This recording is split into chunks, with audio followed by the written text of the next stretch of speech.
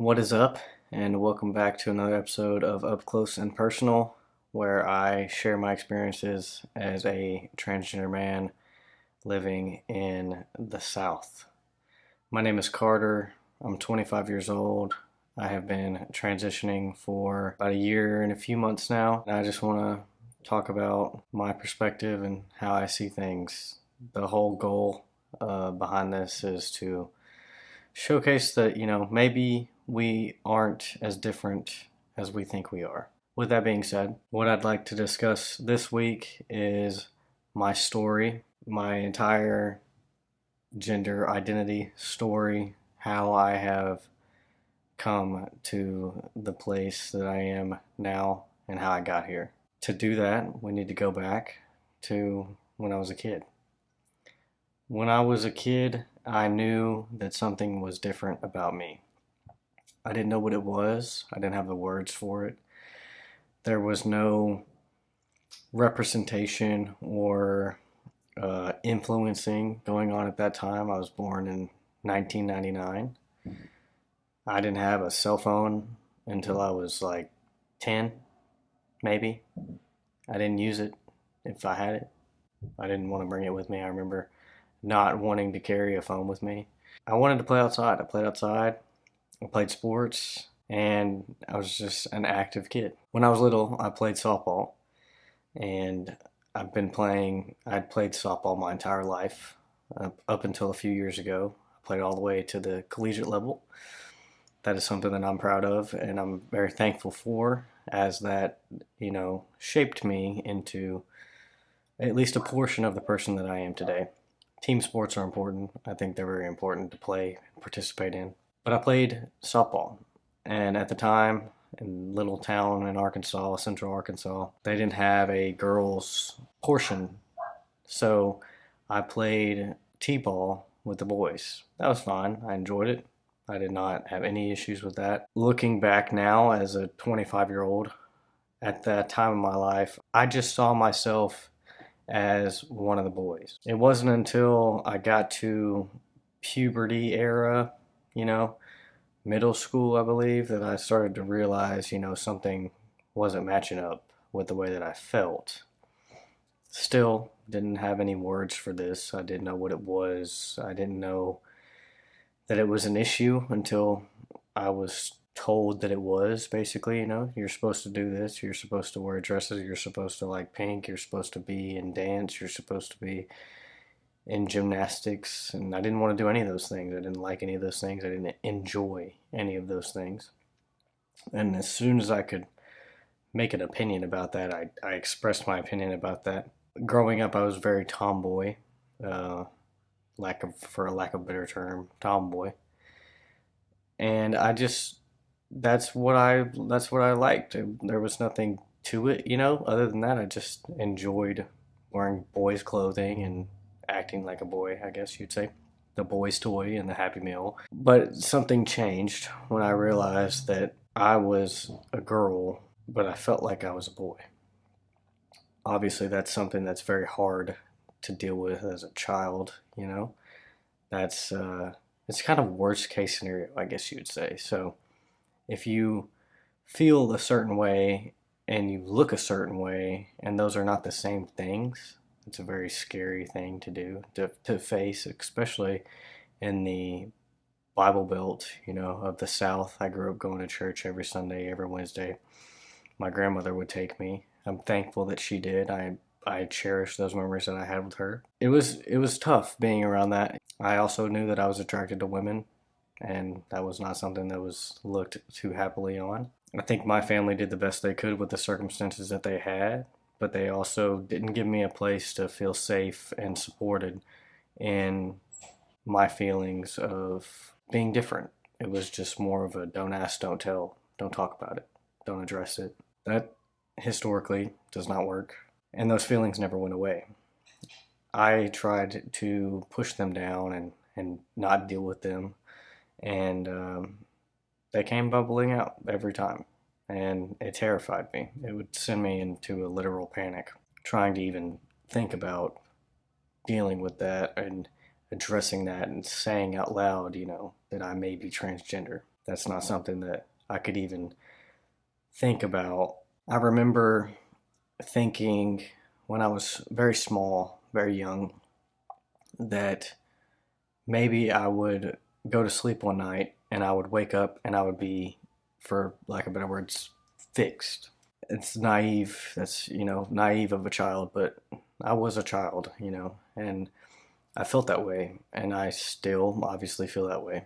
And I have done things to fix that. But that's naive of a child to think that way. But that was the best I had at that age. There was no representation or media, I didn't know that there were other people like me. I was wrong. Luckily, there are a lot of people that are like me and that go through similar situations as me. But I felt like I was alone in that.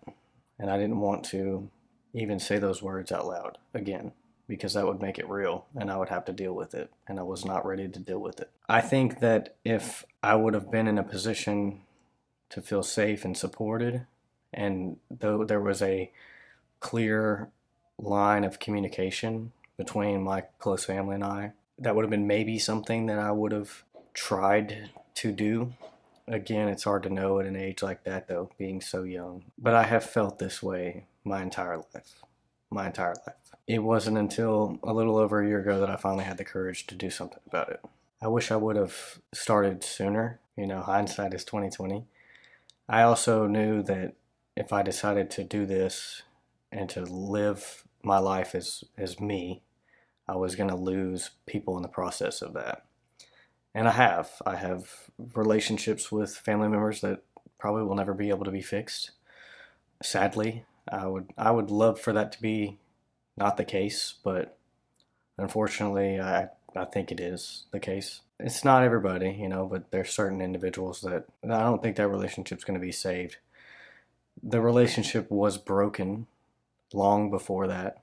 It was, truly, which is unfortunate as well. That's a part of life, You grow and sometimes you outgrow people. I think we do the best we can with the circumstances that we have, and people judge you no matter what you do.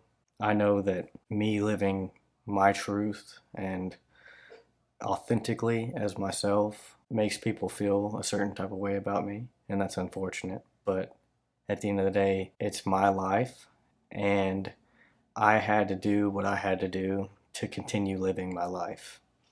I 100% believe that if I didn't choose to transition, I probably wouldn't be sitting here in front of you right now talking about this. It's not something that was taken lightly at all. It was not something that I just decided to do, willy-nilly. It was not something that I did for attention. I know a lot of people think that people transition or try to transition for attention. That's not the case at all. At all. I just wanted to exist and coexist in society as the man that I am and not be perceived as a woman. I act the exact same way now that I have acted my entire life. The only difference is my voice is deeper and I have facial hair. My face has changed a little bit, but on the inside, I am still the same person. I changed my name, but I'm still the same person. My mannerisms are the same. My speech patterns are the same. I act the same. And that is because I am just being myself, except now you see what I have always seen in the mirror. Gender dysphoria is something that a lot of people don't understand. It's hard to explain something to you that hopefully you'll never have to feel, but if you do, you can only explain it if you've experienced it yourself, and you can only feel that feeling if you've experienced it yourself. I think in the current political climate, they're trying to erase transgender people and people that are different. I think that people are scared of us because we are different, and we are so certain in our truth and certain in ourselves, and that makes them fear us because they do not have that peace that we, people that go through transitions and change their gender identity to match who they are. That takes a lot of self-discovery. So much so that if you haven't again, experienced it yourself. I don't think that anybody that is not transgender will ever do that amount of self-discovery unless you just really enjoy suffering. It's something that you have to go through and to lean straight into in order to get through it. There is no other way. I did the avoidance for a long time, and it just got me to prolonged suffering, essentially. Prolonged suffering that I put myself through because I didn't have the courage at the time to deal with this. And this was something that was, again, not taken lightly at all. So the reason why I'm telling you this is because I want you to be able to see me as who I am. What's going on right now is not okay. What the government is trying to do is not okay. We exist. We are all around you. We have been here and we will continue to be here forever. When people talk to me and I share my experiences and my story with them, they see it. They can see it. 99% of people, after they've spoken to me, can understand and empathize with me as to why this was the best decision for me to do with my life. This was the best thing for me to do. Because what I'm telling them is the truth. And I'm telling them how I felt about everything around me and how I felt in my own body and how I internalized self-hatred and disgust and dysphoria. I was born in a body that did not match what my gender identity was. My brain, I am 100% convinced if you were to scan my brain, you would see no difference in my brain as to a regular cisgender man's brain. You would not. There would be no way for you to tell. I am 100% certain of it. I have lived my life this way. The only thing that's different is I take a shot once a week that makes me more of a man to you. I feel the exact same, and that is powerful, but it takes a lot to get here. There's a long road that I have been on, a lonely road that I have been on. When I started transitioning, I was married for about 6 months at the time, and Cass has been amazing in this entire journey with me.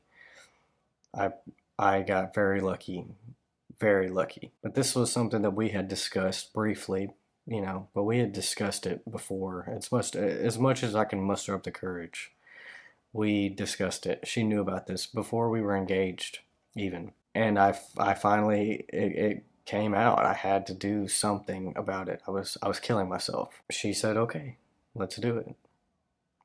And I'm extremely lucky and extremely grateful to have had her support and her family support, my in-laws and my extended family on their side. It has been a breath of fresh air. My family has not been very supportive of me, and that is okay. I forgive them. I forgive all of them. I have no ill will in my heart for any of them. I don't have the room to have any sort of ill will or ill feelings or bad feelings towards them. They view me in a way that they're probably supposed to view me, and that is something that scares them and they don't understand. And that's okay. And that's also part of the reason why I want to document my story and tell you about this so that more people can see me and I can touch more people and maybe soften some hearts of things that they just fear because they don't understand and they never have seen before. I'm not a monster. I'm not something that you should be scared of. I'm not somebody that is trying to terrorize you in the restroom. I am not somebody that is doing anything of any sort of ill will. I'm not any of those things. I am kind. I am compassionate. I try to make people laugh around me. I try to be a decent person. I try to be a nice person. Because I'm a people person. I've always enjoyed talking with people and getting to know people and seeing different walks of life and different perspectives and different stories and different upbringings. That's what makes us us. That's what makes us human. And I connect with a lot of people over those things. And that's why I'm here, is to do just that, so that you can sit here and see me. I'm not mentally ill. I probably have been in my life, but I think we all have. I've had my periods of darkness, and I've had my periods of extreme highs, and I've had my periods of what the hell am I even doing, you know? But we all have. We all have. I'm not confused. I am not grossly mistaken. I am not, this is not the work of Satan by any means. This is just something went wrong when I was a baby, and I have made the decision as an adult to make it right. I chose to go through a second puberty at 24 years old.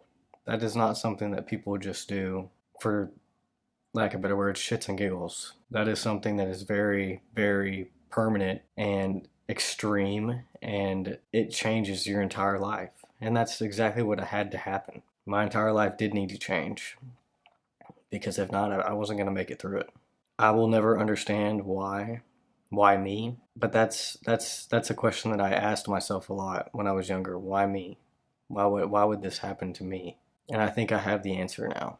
And it's because I can talk to people and I can share my story and I can maybe touch a few of you. And if that's what happens, then I've done what I wanted to do. But we are here and we're not going to go nowhere. I'm not going to go anywhere. And I'm going to keep doing this. I'm going to keep talking. And I hope that you listen. And I hope that you ask questions. And I hope that maybe you support some of your family members that might be different. We all have made mistakes, but as long as we are trying to be better people to one another, I think we'll be okay. Nothing has changed. Nothing has changed. I still feel the same way that I have felt my entire life, except now I'm at peace. Truly, I'm at peace. I'm happy. Truly happy. And I wouldn't change anything for the world. I wouldn't change my journey for the world, because if not, I wouldn't be sitting here in front of you. And I think that's powerful. Thank you so much for listening. And I hope that you got something out of this, maybe, and maybe can see there are different sides to every story, and there are different points of view all around you. And I think if you open up your mind and you open up your heart and let a little bit more of those in, you're only going to be better for it. And you're only going to be a more kind and compassionate human being. And that's exactly what we need. I will see you next week. We're going to keep talking about important stuff to me. And thanks for listening. I appreciate it. We'll see you next time.